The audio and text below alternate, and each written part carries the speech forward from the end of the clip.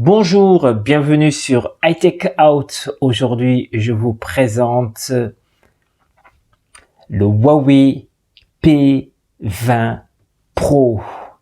Lui aussi, regardez, il est très beau. Regardez ce design. Alors, ce design va vous rappeler certainement celui de l'iPhone 10, notamment ici avec les objectifs. Alors, quelle est la promesse de Huawei avec ce P20 Pro? Eh bien, sa promesse, c'est tout simplement, tout modestement, de faire renaître la photographie. Waouh! Commençons par la caractéristique principale de ce Huawei P20 Pro. Eh bien, ce sont les trois objectifs. Ici, vous avez au milieu l'objectif principal à 40 mégapixels. Oui, 40 mégapixels. Vous avez ici un objectif qui fait office de zoom x3. Et ici, vous avez l'objectif qui se trouve devant le capteur monochrome. Et lui, c'est un 20 mégapixels. Celui-ci, c'était donc de téléphoto à 8 mégapixels. Pour les zooms, vous allez avoir ici sur l'objectif principal, donc un x1. Vous allez avoir ce téléphoto qui va faire donc du x3.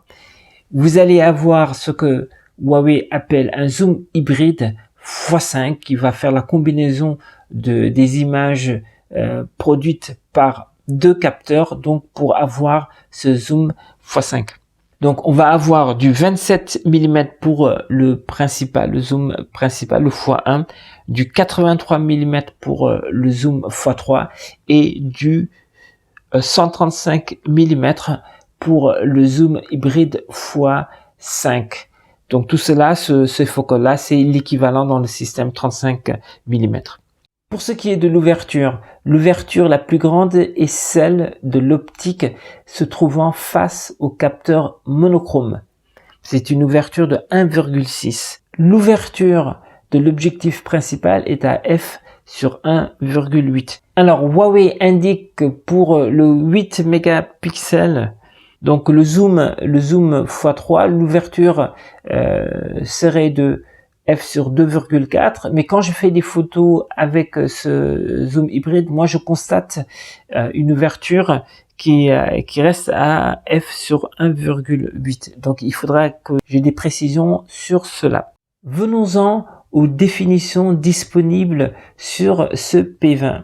Lorsque l'on va dans les réglages, nous voyons la définition maximale 40 mégapixels pour le format 4/3. Ensuite, si on reste encore sur le format 4/3, on a du 10 mégapixels. Et si on veut faire une photo au format carré, on a du 7 mégapixels. Et si on veut faire du 18:9, on reste sur du 7 mégapixels. Donc, moi, l'une des choses qui me déçoit, c'est que on passe de 40 mégapixels à 7 mégapixels. Lorsque l'on veut faire des photos au format allongé, on n'a que 7 mégapixels de disponible. C'est bien dommage. J'aurais aimé plus. L'autre chose qui me déçoit, c'est la disparition du format 16/9. Autant on l'avait encore sur le précédent appareil de Huawei, l'autre flagship comme on dit, à savoir ici je vais vous le montrer, c'est le Mate 10 Pro. Ici on avait encore du 16/9 et on pouvait même avoir donc du 16/9, on avait 9 mégapixels en 16/9. Donc là, on descend pour du 18,9 avec le P20 Pro, on descend à du 7 mégapixels. Dommage. Venons-en à la manipulation. Il reste agréable à utiliser ce P20 Pro avec donc un accès direct à la fonction Pro.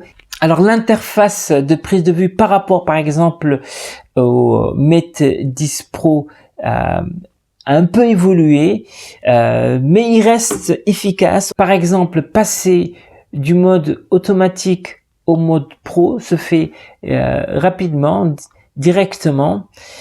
Passer au mode monochrome nécessite, vous voyez, de taper là, puis de choisir le monochrome.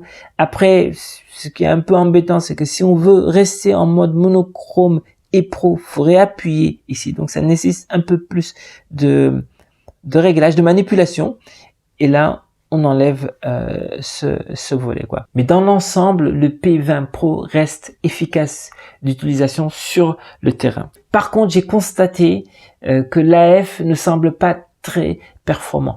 Mais il faut dire que j'ai testé le P20 Pro vers le crépuscule, donc dans des conditions de lumière un peu délicates.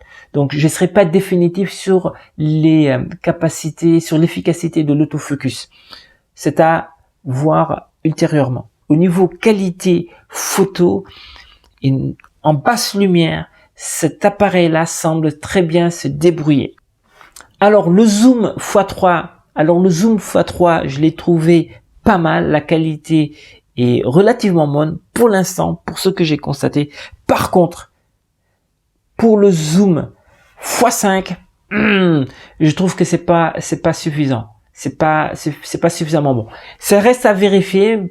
Encore une fois, j'ai testé dans des conditions où la lumière commençait à baisser. Mais pour l'instant, c'est l'un des points les moins satisfaisants. Par contre, le noir et blanc, je l'ai trouvé superbe, sublime. Là, encore une fois, Huawei se débrouille très bien avec ce capteur monochrome. Je vous propose là de voir une sélection de photos prises avec ce P20 Pro.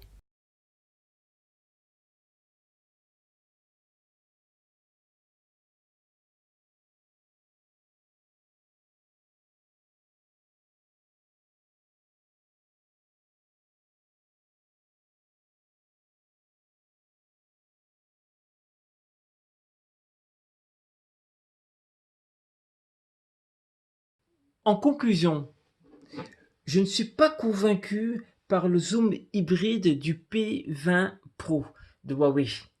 Je suis également déçu par la disparition du format 16 neuvième, tout comme par les écarts trop importants entre les définitions des différents formats, par exemple pour passer du 4 tiers au 18:9. Par contre, les photographies en noir et blanc sont superbes. Vraiment, l'apport du capteur monochrome est visible. Et je trouve également le zoom x3 pratique. Alors, est-ce que le Huawei P20 Pro est une renaissance de la photographie comme le dit donc son constructeur? Non, évidemment. Par contre, la marque fait grandir cette photographie mobile de façon intéressante. Voilà, je vous remercie d'avoir regardé cette vidéo sur iTakeOut, cette vidéo de présentation, une prise en main. Cet appareil mérite qu'on le teste davantage. Portez-vous bien et au revoir.